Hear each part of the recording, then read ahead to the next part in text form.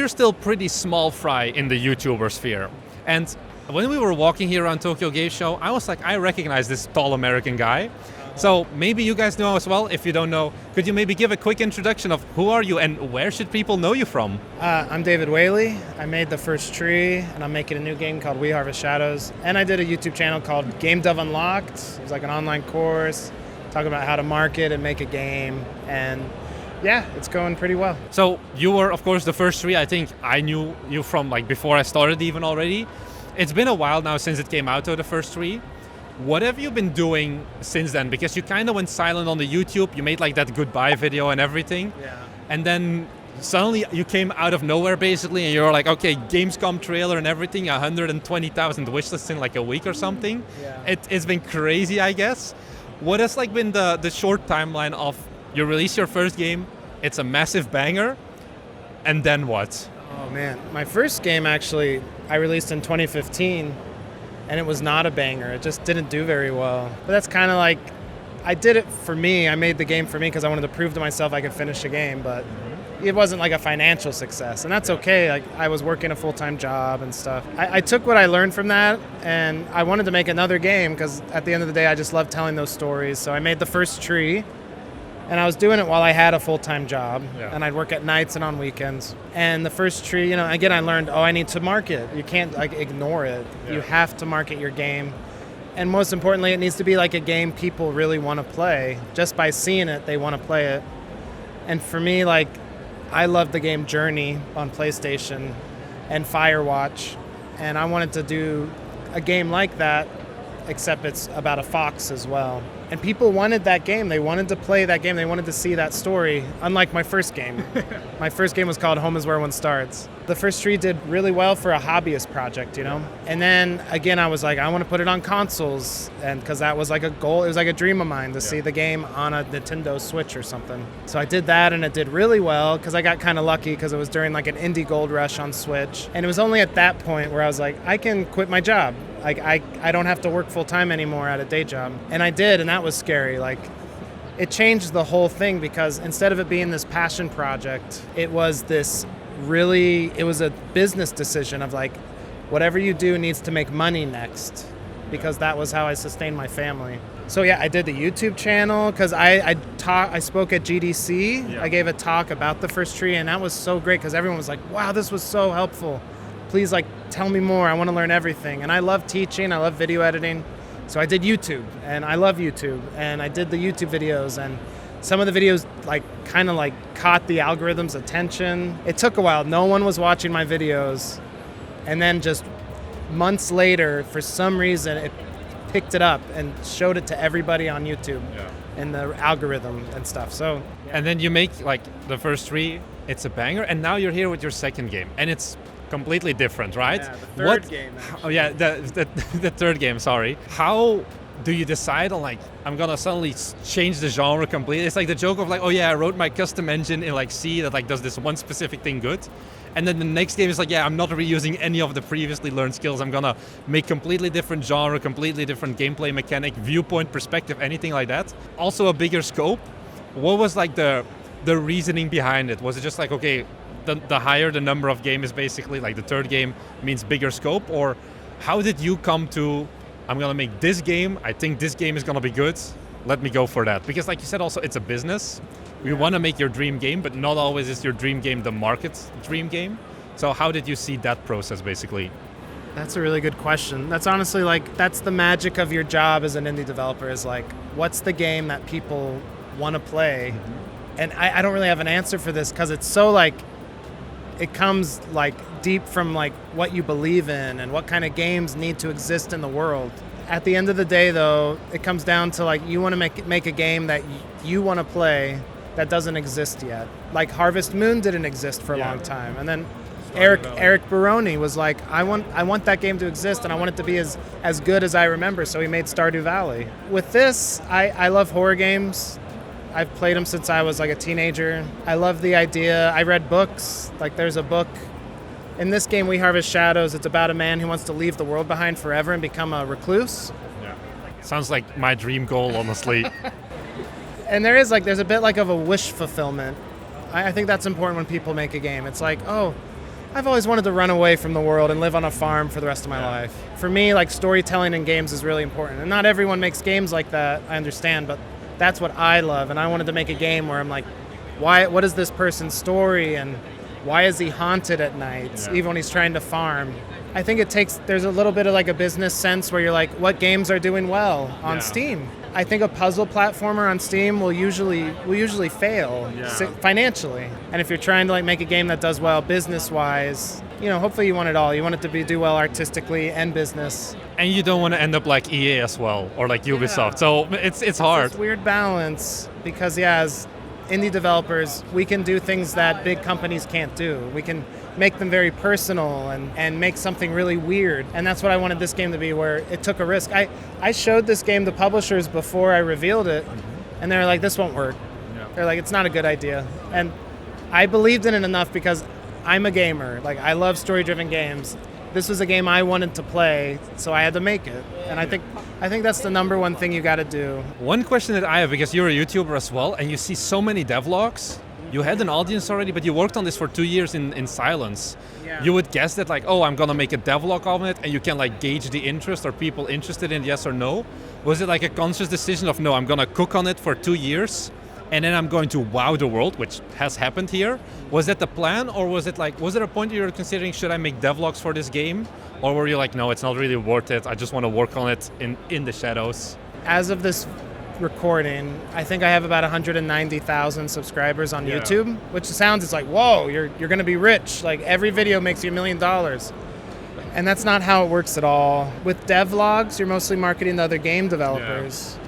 And there's like a little bit of a crossover. Here's what's helped this game the most, by far, was I did work in secret, which was a sacrifice. But I did that because I wanted a big explosion of an announcement. Yeah. Because we are in an algorithm-driven industry, and like the only reason my YouTube channel exploded was because for some reason the algorithm was like, oh, his retention rate on his videos is 0.3% bigger than other channels. Let's show him to the masses. It was a very like random thing that the only way to do that is to make something really good that people just, it's so good you have to watch it, or it's so good you have to play it. And so YouTube, in a way, with devlogs, it's more focused on developers, but it's the same kind of principle of algorithm-driven, proceedings, or like things to focus on, because I did the demo for this. And I almost didn't launch. I didn't announce with the demo, but I was like, I think there's a good chance so people could actually play it, and then that will make the wishlist quality higher. Yeah. I didn't know it'd explode, but I was like, well, people that play the demo, they're like, oh, I really do like it. I played the demo. I want more. I'm going to wishlist it. But the demo with all the YouTubers and Twitch streamers, that has been huge. Like, I think I was in the opening night live pre-show with this game, which was really cool, and I was really lucky for that. And that got me about 10,000 wish lists in one day, which is awesome. That's how long it took me to get the first tree in 1 year, was 10,000 wish lists. And then you have that algorithmic boom of like, 10,000 people wishlisted it in 24 hours, so then let's push it even more. That's what I think really helped the most. And that's what Valve has said. Valve says, we don't know what games are going to pop off. They use these algorithms for like the cream to rise to the top, and I was hoping that I would push this little snowball down the hill and that the algorithm would take it the rest of the way. And the demo did that, and I worked hard on the demo, and I'm really proud of the demo. So to me it is a good demo, and you need like that excitement. But if you have that excitement and the demo is good, that is why the game has done so well. Maybe one question, because you've been in this industry for quite a while. I'm still a young whippersnapper at the end of the day. So you released, like you said, the first three, an indie game Gold Rush. How has marketing your indie game kind of changed? Like, are there things that you think like, I did this for the first three, no way it would still work for like We Harvest Shadows? Like, content creators, I think, are kind of like almost the number one thing almost you can do at this point off. Very cheap at the end of the day. You can like either you pay a few, or a lot of them do it for free even. Yeah. Do you think there are some other like meta changes basically on how do you market your game? Oh yeah, it changes every half year, I would say. There's like a saying in marketing that like you find a good fishing spot. We're all like fishers in the lake trying to find a good spot with all the fish. And so we all like go to that spot, then all the fish go somewhere else. I think a couple of years ago it was TikTok. That was a really effective way to market your game. Right now, from what I can tell, a good demo like an excellent demo Yeah. with using Steam. Steam can be a social media platform, which a lot of people don't realize it. You do your Steam announcements, you do the blog posts, you do the forum, you do the interacting with forum members and stuff. Steam is a social media platform, and the way to get all the people excited about the game is usually with the demo. You can do a Discord, but that takes a lot of work to maintain it. YouTube could still be huge. Like, we've seen so many huge success stories on YouTube, but you also have to be careful. Like, I started my channel as game developers. I've been also posting videos on YouTube to try to be, hey, wishlist my game. And it helped a bit, but It's not worth it often. it's nothing compared to the demo and the social media, the influencers and the content creators who made the game. So right now, I think TikTok's not as effective. I think Reddit can still be effective. That's what I did a lot for the first tree. Imager, I don't think works anymore. Imager. Yeah, Imager doesn't work as much. Twitter doesn't work as much, but it didn't work before in 2017 as much. Yeah, it was just developers there, I think, back in 2017 even. It's a developer audience. From what I can tell now, I think social media can help a bit, and you can still have success stories from that, but the demo and applying the Steam festivals and themed events, those help the most. Yeah, I think you said it as well, like the reason we're here at Tokyo Game Show, it's like, okay, the booth is cool and whatever, but it's like the Steam event that's like the real like wishlist maker at the end of the day, right? Yeah, and Gamescom and Opening Night Live, I get a big spot on the Steam page, which was huge. And again, like that didn't account for most of the wish list. Most of the wish list came from content creators, and maybe because the game was just fun to stream. It's fun to play for an audience. That's important too. That's why like marketing, it comes way before you start posting on social media. Like marketing comes from the idea of the game itself. You make a game that is easy to stream, and then streamers will pick it up, you know? But yeah, I did Tokyo Game Show because it's fun. Like I always wanted to be here. Like I love it. I love talking to people and showing the game off and seeing Japan for the first time. But also, you get a spot on the Steam front page for the Tokyo Game Show, and that was important. So what is now next? So you've got that first big spike of wish lists. Now the pressure is on, of course. You have to deliver a game ideally at the end of the day. So what is it now? Back to a year of development in like hiding? Or are you gonna like revive the YouTube channel a little bit more as well? Or how do you see, like, where do you go from here? Because at the end of the day also, wishlist is nice, but wishlist is not funding. Like you can use it a bit to like maybe get to publishers, but it doesn't give you money for more of the development work basically. So how do you see that like next step now? That's a good question. I worked in secret because I kind of had to. Yeah. The cat is out of the bag now. Yeah, but I want the game to get finished fast. I want it to be really good. I'm really lucky because now I don't have a marketing problem. Now I just have a final product problem. And so I need help to make the game as good as possible. And so I don't know. I need funding. Who doesn't? I basically spent all the first tree money on getting the demo ready for this. I might partner with a publisher. Yeah. I'm not sure yet. I do need help to finish the game. There's so many people who are excited for it, but just because they're excited doesn't mean the final product will be like, 10 out of 10, this is worth the money. Yeah. I have to get to that point, so I am going to start working hard on it, but I hope to get a lot of help soon. I think one final question, and I just want to get your opinion on this. So lately a few YouTubers with that more algorithmic-centric approach, like you said, of like making games for the algorithm, we've been doing it ourselves as well. I've been saying like, hey, make smaller dev cycle games, like a half a year tops or whatever. That's not what this game is going to be. What is your idea of like, hey, if you could go back to like, okay, you just finished the first tree, you want to start on like the game after that. If you could go back, would you be like, hey, make a smaller game, or would you still be like, I want to make this game? It's going to probably play out in this case.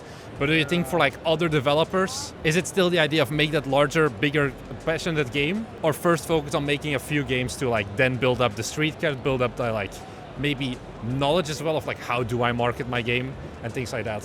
If you're starting off, then just get games out, do them fast, get the street cred, get the experience. It helps a lot. Yeah.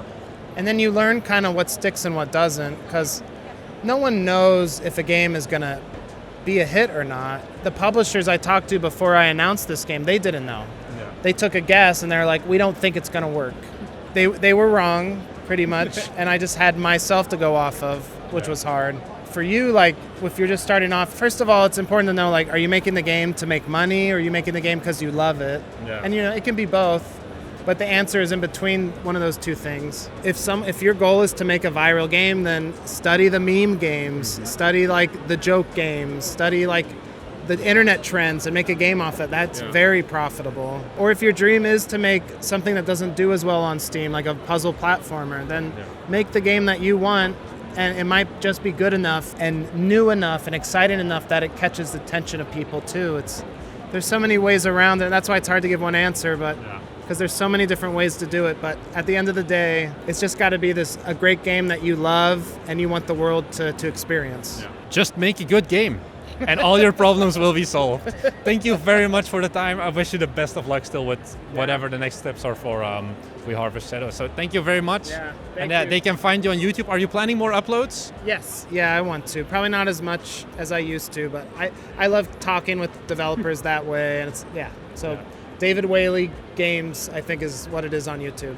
Thank you very much. Yeah, and best of luck still. Thanks. Bye.